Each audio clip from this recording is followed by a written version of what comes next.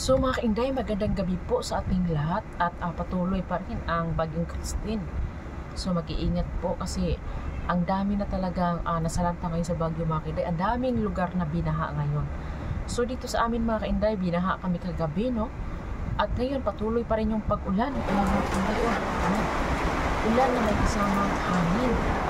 At yun, pag-isang natin ng mga taga-Bicol mga kainday kasi mas malala talaga yun.